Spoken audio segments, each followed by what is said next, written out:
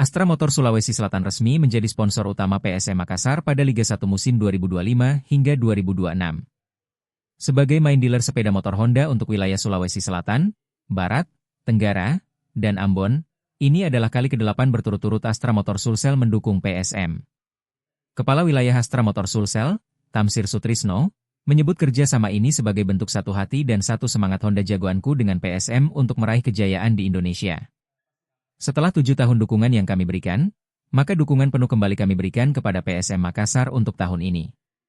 Kami ingin kembali menjadi kebanggaan, meraih kejayaan, dan menjadi nomor 1 di Indonesia, kata Tamsir di Trans Studio Mall Makassar. Kerja sama Honda dan PSM telah berjalan sejak 2018, bahkan saat PSM meraih gelar juara Liga 1 musim 2022 hingga 2023.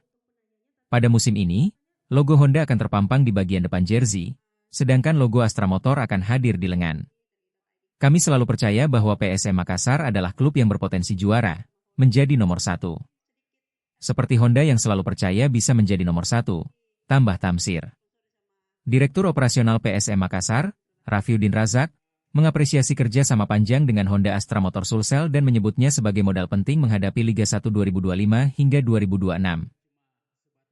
Download Tribun X sekarang, menghadirkan lokal menjadi Indonesia.